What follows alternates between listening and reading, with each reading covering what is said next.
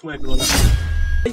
দারোয়ানের বাচ্চা, ফকিন্নির বাচ্চা, 2 টাকা দারোয়ানগিরি করিস, আবার পকেটে টাকা চুরি করেছিস। ওই আরে ওই দারোয়ানটার সাথে ওখানে কি হচ্ছে? ও তো খুব ভালো ছেলে। এখন আপনি দেখেন কি করবেন, এটা বিচার করেন তো। না ভাই, এরকম তো হওয়ার কথা না। আসলে সত্যি বলতে কি ভাই, আমরা যারা দারোয়ানের চাকরি করি তাদেরকে সবাই নিচু চোখেই দেখে।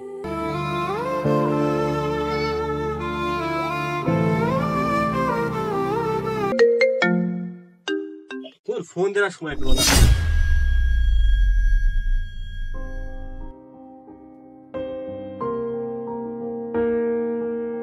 স্যার স্যার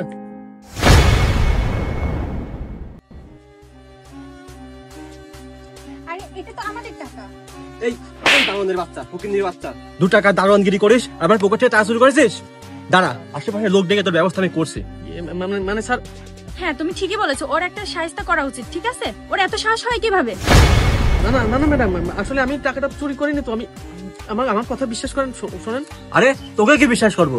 2 টাকা দারোয়ানের বাচ্চা, খাস তো দারোয়ানগিরি করে, তাছাড়া তুই আর পকেট মেরেছিস। দাঁড়া, এলাকার লোকজন ডেকে তোর ব্যবস্থা আমি করবোই। আরে ওই দারোয়ানটার সাথে ওখানে কি হচ্ছে? ও তো খুব ভালো ছেলে।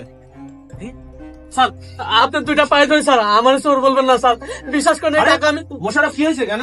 দেখেন না ভাই, ওনাদের টাকা পড়ে গেছিল, আমি ওনাদেরকে বলছি টাকা ফিরিয়ে দিতে গেছি, আর আমাকে চোর বলে অনেক কথা বলছে, আমাকে থাবড় মেরেছে, আবার সবার সামনে আমাকে অপমান করতে চাচ্ছে। ভাইজান আপনি তো আমাকে ভালো করে চিনেন, একটু ওনাদেরকে বোঝান না। আচ্ছা আপনি একটু দাঁড়ান, আমি দেখছি। এই যে ভাই, আপনি কাকে চোর বলছেন? আপনি ওনাকে চিনেন? উনি এখানে দীর্ঘদিন ধরে দারোয়ানের চাকরি করেন। উনি 5 ওয়াক্ত নামাজ কালাম পড়েন। উনি তো এ ধরনের কাজ করতেই পারেন না। আমার মনে হয় না উনি আপনার টাকা চুরি করেছেন। আচ্ছা আপনি বিষয়টা একটু খুলে বলুন তো কি হয়েছে। আরে ভাই, আপনি থামেন তো। এসব ফকিন্নির বাচ্চাদের আমার খুব ভালো করে চেনা আছে। আমরা রাস্তাতে যাচ্ছিলাম, আর এই ফকিন্নির বাচ্চাটা আমার পকেট থেকে টাকা বের করে নিয়েছে। এটা চোর একটা। এখন আপনি দেখেন কি করবেন, এটা বিচার করেন তো। না ভাই, এরকম তো হওয়ার কথা না। আচ্ছা মোশাররফ ভাই, আপনি বলেন তো কি হয়েছে বিষয়টা। আসলে সত্যি বলতে কি ভাই, আমরা যারা দারোয়ানের চাকরি করি তাদেরকে সবাই নিচু চোখেই দেখে। আমি এখন সত্য কথা বললে উনি বিশ্বাস করতে চাচ্ছে না। ওনারা রাস্তা দিয়ে হেঁটে যাচ্ছিল, হঠাৎ করে ওনার একটা কল আসে, উনি ফোন তুলতে গিয়ে ওনার পকেট থেকে টাকাগুলো পড়ে যায়। ওইটা আমি দেখে ওনাদেরকে দিতে গেছি, মানে আমি কোথায় পাইছে টাকা জিজ্ঞাসা করে নাই, ওনারা অমনে আমাকে থাপ্পড় মারছে এবং সবার সামনে আমাকে অপমান করতে চাচ্ছে।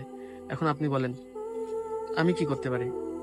আপনার যদি মনে হয় যে আমি চুরি করেছি, শাস্তি দিতে পারেন। দারোয়ান মানুষ, আমার কথা তো কেউ শুনবে না। দীর্ঘদিন ধরে আপনাদের এখানে চাকরি করি, আপনারাও তো অন্তত আমাকে ভালো করেই চিনেন। দেখেন ভাই, আমি বুঝতে পারছি। এই যে ভাই, আপনি তো ভুল করছেন। আপনি ওনাকে কিছু জিজ্ঞেস না করে আগে ওনার গালে থাপড় দিচ্ছেন। এটা তো আপনি একদমই ঠিক করেন নাই। আপনারই তো ওনার কাছে এখন ক্ষমা চাওয়া উচিত। যান, ক্ষমা চান। ভাই আমার ভুল হয়ে গেছে ভাই। থাক ভাই, আর মাপ চাইতে হবেন না। আপনি যেহেতু আপনার ভুলটা বুঝতে পারছেন, এটাই অনেক। তবে আপনাদের দুজনকে আমি একটা কথা বলি, ছোট মানুষ হিসেবে একটা ছোট্ট উপদেশ দিই। ধরেন আমরা দারোয়ানের চাকরি করি, ঠিক আছে, কিন্তু আমরাও মানুষ। মানে কোনো কিছু হইলেই কথায় কথায় আপনারা দারোয়ানকে বকা দেন, দারোয়ানের বাচ্চা বলেন, ছোট লোকের বাচ্চা বলেন। কেন ভাই? আমরা তো মানুষ। আমার জায়গায় যদি আপনি হতেন, আপনার কেমন লাগতো? সবার সামনে আমাকে থাপ্পড় দিলেন, আমার কষ্ট লাগে না? এই জন্য বলি কি ভাই, কাউকে কিছু বলতে গেলে তার বিষয় আগে জানতে হয়। আপনি হয়তো জানেন না, আমি তো এই এলাকারই মানুষ। এ ভাই তো আমাকে খুব ভালো করেই চেনে। আমি দীর্ঘ 7টা বছর এখানে দারোয়ানি করি। আমার সাথে কেউ এভাবে কথা বলেনি, তো খারাপ ব্যবহার করেনি। আজকে আপনাদের ব্যবহারে আমি অনেক কষ্ট পেয়েছি। আচ্ছা একটা কথা বলেন তো, আমি যদি টাকা চুরি করতাম, এই টাকাটা নিঃসন্দেহে আমার পকেটে রাখতাম, লুকিয়ে রাখতাম। এই টাকা আপনাদেরকে দেওয়ার জন্য কখনো আপনাদেরকে ডাকতাম না। যাই হোক ভাই, যেহেতু আপনারা ভুল বুঝতে পারছেন, আমার আর কিছু বলার নেই। চিন্তা করবেন, কাউকে কিছু বলতে গেলে আসলে সেই বিষয়টা সম্পর্কে জানবেন, তারপরে কিছু বলবেন। আর একটা কথা বলি ভাই, ধনী গরিব দেখে কারোর সাথে খারাপ ব্যবহার করবেন না। মানুষের পোশাক দেখে কখনো বিবেচনা করবেন না। আমি দারোয়ানের পোশাক পরে আছি তাই বলে আমাকে মানুষ মনে করছেন না। যেভাবে কথা বললেন, আসলে কষ্ট লাগে। আমি আপনাদেরকে এভাবে কথা বলতে চাইনি, জাস্ট আপনাদেরকে বোঝানোর জন্য এই কথাগুলো বলেছি। আমার কথায় যদি ভুল ত্রুটি হয়ে থাকে আমাকে মাফ করে দিন। ভাই আমি না আসলে বুঝতে পারিনি, আপনি আমার এতগুলো টাকা পেয়ে আমাকে ফেরত দিয়েছেন, এই জন্যই টাকাটা রাখেন। না ভাই, থাক থাক, রেখে দেন ভাই। ভাইজান, আমরা দারোয়ান হইতে পারি কিন্তু নিচু মনের না।